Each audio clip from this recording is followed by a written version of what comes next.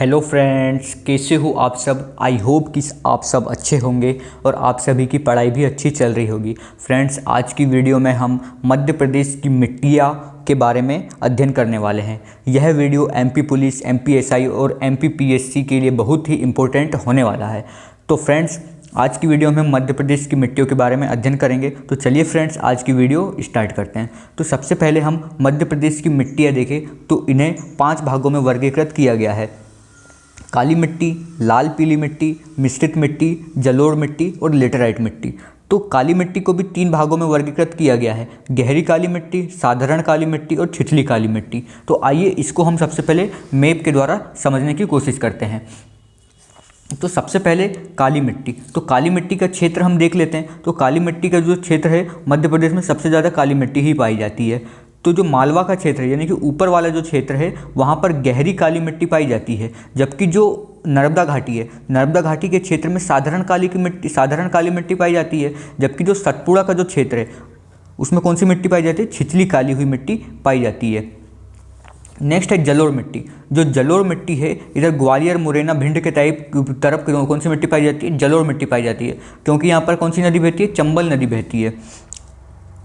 इधर फिर बालाघाट के साइड, बालाघाट तरफ कौन सी मिट्टी पाई जाती है? बालाघाट हो गया, और इधर बघेलखंड का क्षेत्र हो गया, वहाँ पर लाल पीली मिट्टी पाई जाती है। और इधर बुंदेलखंड और थोड़ा बहुत सागर, पन्ना, रीवा, इनके याले क्षेत्र में मिश्रित मिट्टी पाई जाती है। और इधर जो बैतूल का एरिया हो गया और इधर छिंदवाड़ा थोड़ा बहुत, उधर लेटेराइट मिट्टी पाई जाती है। तो हमने मैप के द्वारा हमने ऊपर तो पढ़ लिया है। तो आइए अब हम इसको डिटेल से समझते हैं। तो सबसे पहले हम स्टार्ट करते हैं काली मिट्टी से। तो काली मिट्टी का निर्माण किससे हुआ है? बेसाल्ट चट्टानों के अपर्दन से हुआ है। इसका अन्य नाम क्या है? रेगुर मिट्टी कहा जाता है, इसे कपासी मिट्टी कहा जाता है और चेरनोजम कहा जाता है। कपासी मिट्टी इसलिए कहा जाता है क्योंकि इसमें कपास की खेती सर्वाधिक होती है, इसलिए कपासी मिट्टी भी कहा जाता है। मध्य प्रदेश का सर्वाधिक क्षेत्रफल इसमें है, यानी कि 47% क्षेत्र पर काली मिट्टी पाई जाती है। कपास, सोयाबीन और मूंगफली कौन सी मिट्टी में होती है? काली मिट्टी में होती है। इसका विस्तार मालवा के पठारवा, निमाड़ क्षेत्र पर है। इसकी विशेषता कौन कौन सी है? कि काली मिट्टी स्वयं जोत वाली होती है, यानी कि सेल्फ प्लाउजिंग मिट्टी होती है, यानी कि स्वयं जोत वाली मिट्टी होती है काली मिट्टी। इसका काला रंग टिटेनीफेरस मैग्नेटाइट के कारण होता है और लोहे और चूने की प्रचुर मात्रा पाई जाती है। लोहे और चूने की प्रचुर मात्रा किस मिट्टी में पाई जाती है? काली मृदा में पाई जाती है।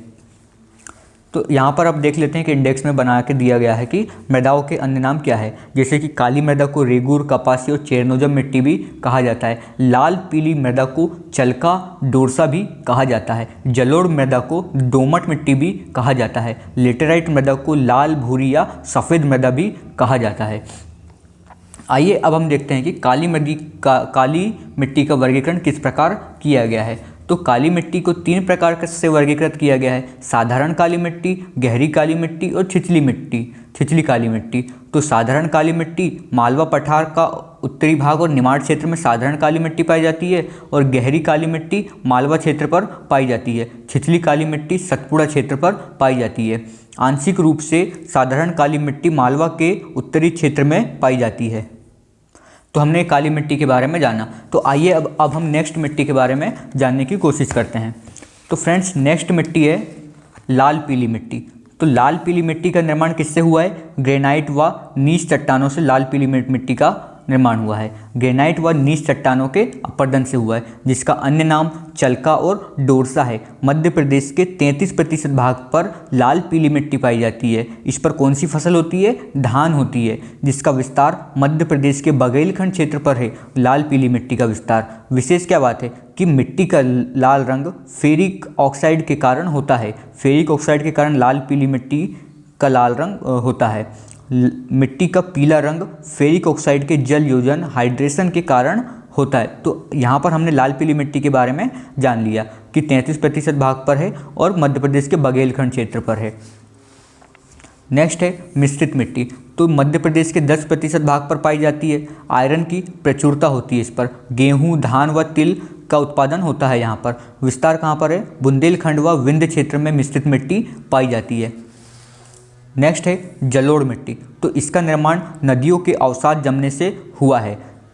जिसका अन्य नाम क्या है, दोमट मिट्टी है, जो मध्य प्रदेश के 3% भाग पर पाई जाती है और इसमें पोटास की अधिकता के कारण सर्वाधिक उपजाऊ होती है। यानी कि पोटास की अधिकता के कारण सर्वाधिक उपजाऊ कौन सी मिट्टी होती है, जलोढ़ मृदा होती है। नेक्स्ट, फसल कौन कौन सी होती है इसमें, गेहूं, गन्ना और सरसों जलोढ़ मृदा में होती है। इसका विस्तार चंबल व नर्मदा घाटी क्षेत्र पर है। जलोढ़ मृदा का मतलब जहाँ पर नदी अपने अवसाद जमा कर दे तो वहाँ पर जलोढ़ मिट्टी का निर्माण हो जाएगा। जैसे कि चंबल वाले एरिया में चंबल नदी अपने अवसाद जमा कर देती है और नर्मदा घाटी में नर्मदा के क्षेत्र पर जलोढ़ मृदा का निर्माण हुआ है।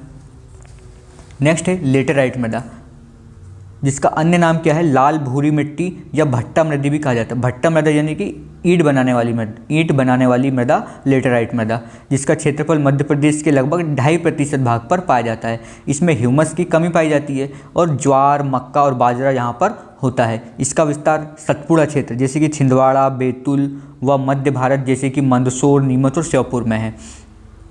तो याद रखना कि सतपुड़ा का कुछ क्षेत्र है और मध्य भारत का कुछ क्षेत्र जैसे कि मंदसौर, नीमच और श्योपुर है। विशेष बात यह है कि यह मिट्टी सबसे कम उपजाऊ होती है और इसे लेटेराइट मृदा इसलिए कहते हैं क्योंकि इसे ईंट बनाने का उपयोग किया जाता है। और इसका निर्माण किस प्रकार होता है कि जहाँ पर अधिक वर्षा होती है तो वहाँ पर इस मृदा का निर्माण होता है। समाचार पन्नों से प्राप्त हुआ है कि मध्य प्रदेश आर्थिक समीक्षा 2022-23 में भारत की कुल जैविक खेती में मध्य प्रदेश का योगदान 40% से ज़्यादा है। यानी कि जैविक खेती में मध्य प्रदेश का योगदान 40% से अधिक का है। आइए अब हम जानते हैं कि प्राकृतिक क्षेत्र में मृदा का वितरण। तो मालवा पठार में गहरी काली मृदा पाई जाती है, बघेलखंड पठार में लाल पीली मृदा है, सतपुड़ा पठार में छिछली काली मृदा है, निमाड़ क्षेत्र में साधारण काली मृदा है, मध्य भारत पठार में कछारी और जलोढ़ मृदा है। वैसे तो मैंने आपको पहले ही बता दिया हूँ, लेकिन यहाँ पर टेबल के रूप में दिया गया है तो इसको अच्छे से हम समझ लेते हैं। मिट्टी में रंग के कारण काली मृदा टिटेनिफेरस मैग्नेटाइट के कारण होती है। लाल मृदा का लाल रंग किसके कारण होता है, फेरिक ऑक्साइड के कारण। लेटेराइट का भूरा सफ़ेद रंग केओलिन के कारण होता है। ये याद रखना है कि लेटेराइट का भूरा सफ़ेद रंग किस कारण होता है, केओलिन के कारण होता है। फसलों के लिए उपयुक्त मृदा कौन कौन सी है, तो कपास और मूंगफली के लिए काली मृदा है, गेहूँ और गन्ना के लिए जलोढ़ मृदा है, चावल के लिए लाल पीली मृदा है उपयुक्त, मक्का और कॉफ़ी के लिए लेटेराइट मृदा है। ये एक इम्पोर्टेंट बात है कि मिट्टी बचाओ आंदोलन क्या था, इसकी शुरुआत 1977 में की गई थी। मिट्टी बचाओ आंदोलन, यह आंदोलन मध्य प्रदेश में तवा बांध के कारण जल भराव और लवणता के खिलाफ शुरू किया गया था। तो किस मिट्टी बचाओ आंदोलन किससे रिलेटेड है, तवा बांध से रिलेटेड। ये याद रखना है कि तवा बांध से है और 1977 में शुरू किया गया था। नेक्स्ट है अवनालिका अपर्दन। अवनालिका अपर्दन क्या होता है कि इस प्रकार के अपर्दन में मृदा में बड़ी व अधिक गहरी नालियाँ बन जाती है। इन खंडरों को बीहड़ कहा जाता है। उदाहरण के लिए चंबल नदी के द्वारा अवनालिका अपर्दन देखने को मिलता है। मध्य प्रदेश में सर्वाधिक बीहड़ प्रभावित जिले कौन कौन से हैं, मुरैना, भिंड और श्योपुर है। आइए अब हम जानते हैं कि अम्लीय मृदा और क्षारीय मृदा। अम्लीय मृदा और क्षारीय मृदा क्या होती है। तो अधिक वर्षा के कारण मृदा की ऊपरी सतह से क्षारीय तत्व जैसे कि कैल्शियम, मैग्नीशियम आदि पानी में बह जाते हैं। यानी कि जब ज़्यादा बारिश होती है तो जो मृदा की ऊपरी सतह होती है उससे क्षारीय तत्व जैसे कि कैल्शियम, मैग्नीशियम आदि पानी में बह जाते हैं, जिसके कारण मृदा का पीएच मान 7 से कम हो जाता है।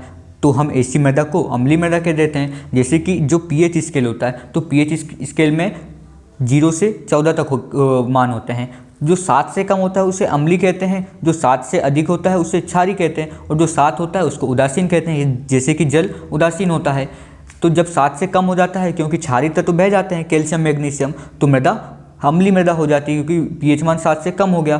तो अम्लीय मृदा में हाइड्रोजन H+ आयनों की सांद्रता बढ़ जाती है। अम्लीय मृदा के समाधान के लिए चूना का प्रयोग किया जाता है। यानी कि जब हम अम्लीय मृदा हो जाती है तो इसमें मृदा में चूना डालेंगे तो मृदा नॉर्मल हो जाएगी। आइए अब हम देखते हैं क्षारीय मृदा के बारे में। तो क्षारीय मृदा क्या है, जस्ट अम्लीय मृदा का उल्टा है। कम वर्षा के कारण क्षारीय तत्व जैसे कि कैल्शियम, मैग्नीशियम व सोडियम घुलनशील होकर पानी के साथ नष्ट नहीं होते हैं और ऊपरी सतह पर एकत्र हो जाते हैं। जैसे कि कम वर्षा होती है जिससे क्या होता है कि कैल्शियम, मैग्नीशियम और सोडियम घुलनशील होकर पानी के साथ नष्ट नहीं होते हैं और क्या करते हैं कि ऊपरी सतह पर जमा हो जाते हैं, जिसके कारण क्या होता है कि मृदा का मान 7 से अधिक हो जाता है और ऐसी मृदा को हम क्षारीय मृदा कहते हैं। और क्षारीय मृदा में OH आयनों की सांद्रता बढ़ जाती है और क्षारीय मृदा के समाधान के लिए हम किसका उपयोग करते हैं? जिप्सम व पायराइट का अधिक उपयोग किया जाता है। तो ये बात आपको याद रखना है कि क्षारीय मृदा के समाधान के लिए किसका यूज़ किया जाता है और अम्लीय मृदा के समाधान के लिए किसका यूज़ किया जाता है? तो जिप्सम का उपयोग किया जाता है और पायराइट का उपयोग किया जाता है। जिप्सम का फॉर्मूला क्या होता है आप कमेंट्स में ज़रूर बताइएगा। तो फ्रेंड्स, आज की वीडियो में हमने क्या जाना कि मध्य प्रदेश की मिट्टियाँ और अम्लीय मृदा और क्षारीय मृदा के बारे में जाना। तो फ्रेंड्स, आज की वीडियो में इतना ही। मिलते हैं नेक्स्ट वीडियो में, तब तक के लिए धन्यवाद।